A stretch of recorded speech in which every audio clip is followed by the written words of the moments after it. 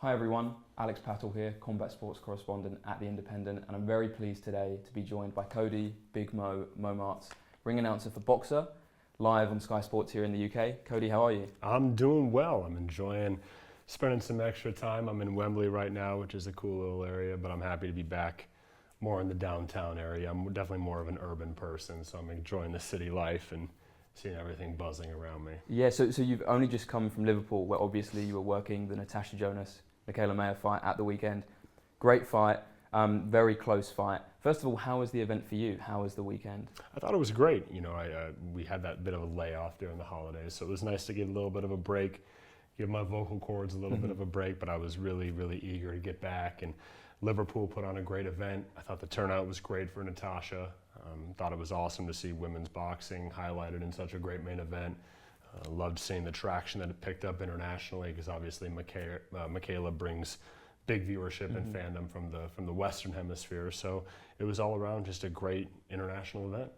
You've spoken to me before about how obviously you're better positioned than anyone to sort of gauge where the crowd is at and to see and hear things in the crowd that we can't necessarily, and that other people wouldn't look out for. Was there anything you noticed from the Liverpool crowd that stood out to you that, you know, when you look back on this event, you'll think made it unique for you? I think just the energy. You know, Liverpool has a great boxing lineage, especially over recent time. When you look at people like Tony Bellew, you look at people like the Smith brothers, obviously Natasha Jonas, you had a couple Liverpool fighters. Steve Clark made his debut and he sold like 1,000 tickets, which for a pro debut is remarkably impressive. So to me, it's the turnout. To me, that's one of the great things about British fight fans here, is there's really a, you know, community aspect, not just with combat sports, but also where these athletes are from. You know, when you go to Manchester, there's a great turnout for Manchester fighters. Same with London, same with, I mean, I've experienced Bournemouth with Chris Bill and Smith. So Liverpool did the same thing. And I obviously love the energy of the crowd. That's what I feed off of. I get immediate feedback when I do my job from how they're feeling the event. And from the very first bell, it was great energy. They were filling up the venue pretty much from when the doors opened. We were talking just before we sat down about how you see the scorecards, you know, before the rest of the world. And in this case in particular, there was a lot of tension.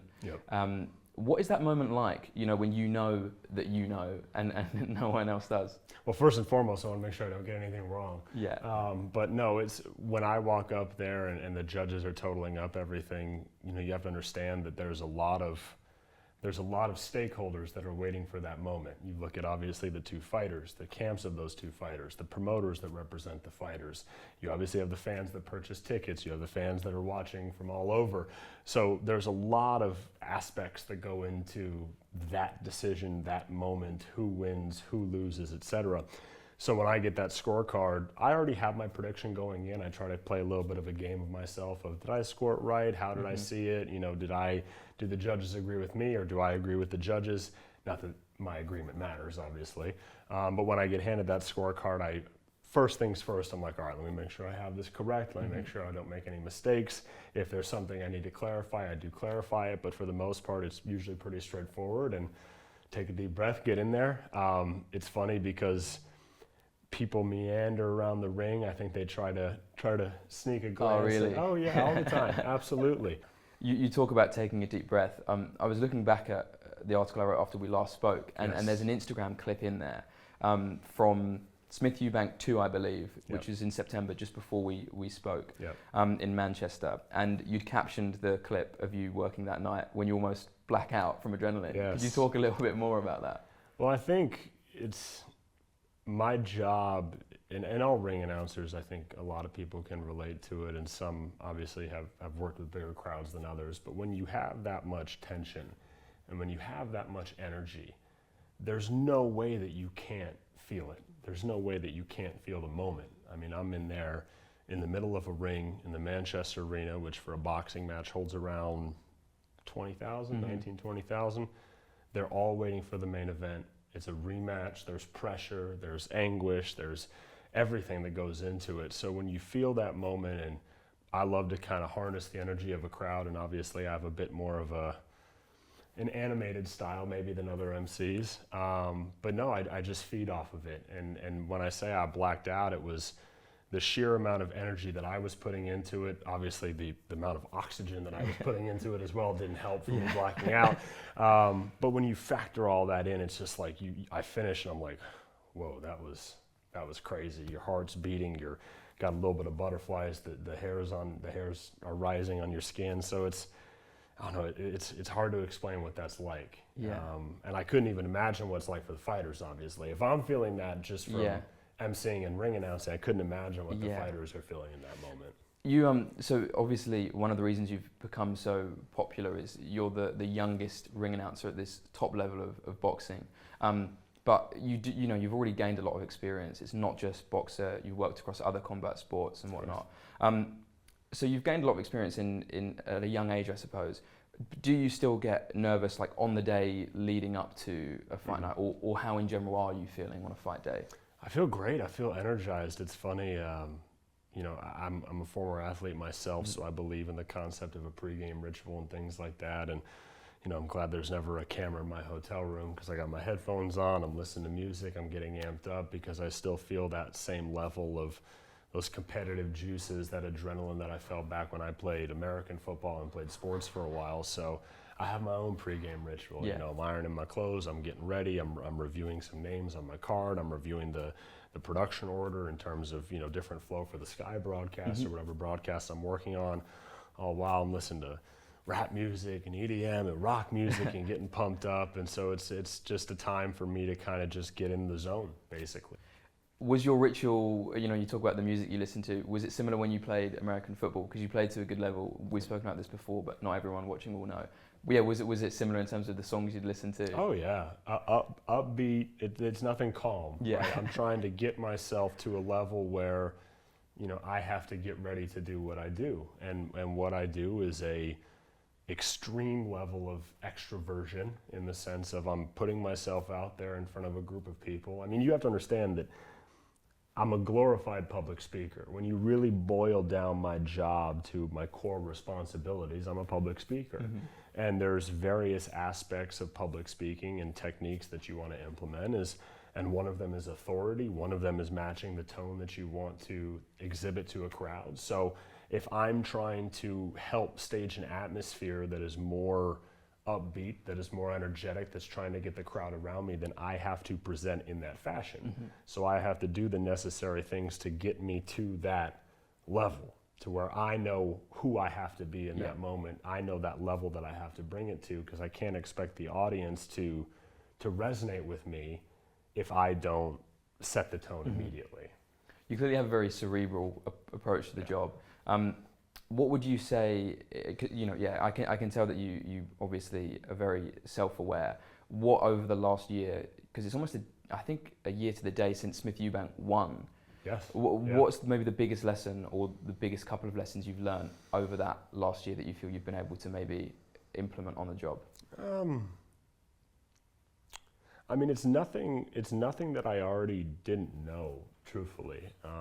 It's more so doing it at the level that I've been doing it at for a while. When I started this career, and I've talked about this before, but there's no textbook.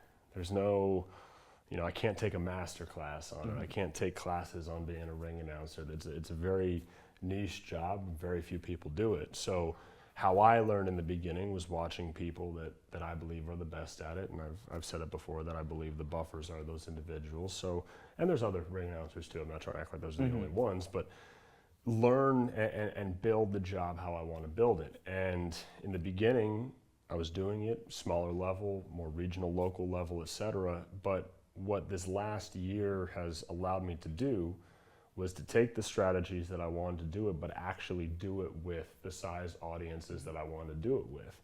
And beyond the size of the audience, it's also every audience is different, and every audience behaves differently, and every audience is there for different reasons, and fan bases may not be as developed yet. The fan base that follows a young fighter may not have been into as many fights as a fan base of a fighter that's been established for a while. So they actually may be a little bit more awkward, I guess, for lack of a better word, at an event. And especially with what I'm trying to do, which is trying to lead to a certain type of reaction with a crowd, I have to understand that if that crowd is not used to that level, well, then I have to kind of bring them along. I have to make them comfortable in that aspect to behave and to get excited in the way that I want it to happen. So yeah, you said cerebral. That's definitely the way that I look at it. But no, in this last year, I think more than anything else, it was the reps and the consistency at this top level. Something else that I also found very interesting when we spoke in the past was how you said you actually don't necessarily think that the voice is the most important element of the job. Yeah. Can you explain what you mean by that? Because I'm sure a lot of people would be quite surprised to hear that. Yeah, I think, and again, it goes into, again, that taking you down that road of being a public speaker. You know, there's a lot of great voices in terms of just the sound of their voice. I think that if you ask someone who their favorite voice is, the answers would vary amongst different people. But it goes more into, again, how do you speak, the tone of which you speak, and the pattern of your speech which people can listen to. For example, I love listening to speakers. I was an avid reader growing up, but as I got older, I shifted to learning better from audio and visual, right? So you have to understand that people learn differently and people pay attention differently. So there's nuances that go into speaking beyond just the sound of your own voice. People can have a great voice, but if you don't know how to have a flow to your voice, have a pattern to your voice, know how to raise volume, lower volume, emphasize certain words, pause on certain words, enunciate differently, you can have the greatest voice in the world, but if you're missing all of those things, you may be a little bit difficult to listen to. So I think that it's more than just being a voice. It's how you carry yourself. It's the energy to which you have it with.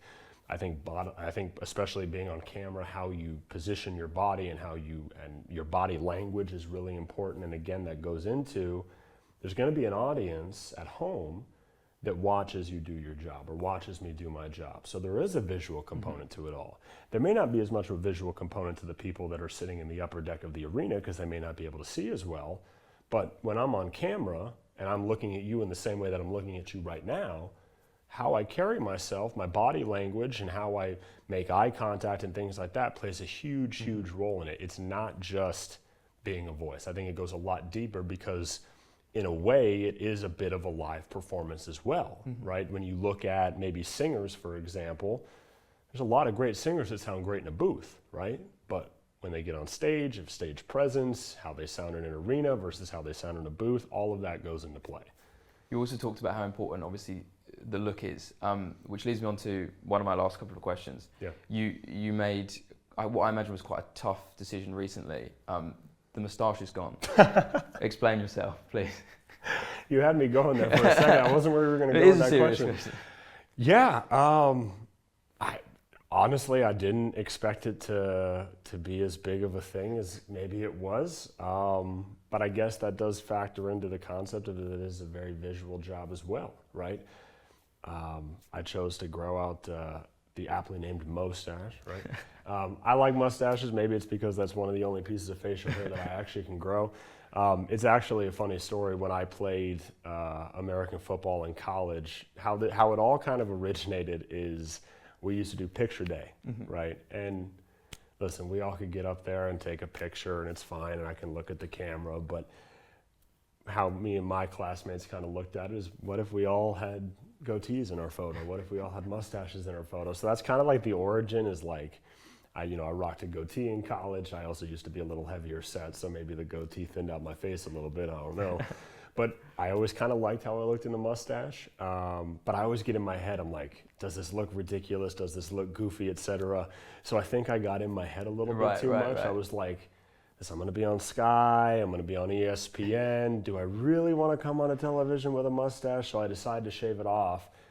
I regret it in hindsight because all the people were coming up to me saying, I love the mustache. I thought it was a great look. I'm like, you were kind of roasting me a little bit when I showed up with it. You should have told me that I liked it. Maybe I would have listened to you. Well, we're only a couple of weeks out from Buatsi Aziz. Is there time? How quickly would it grow?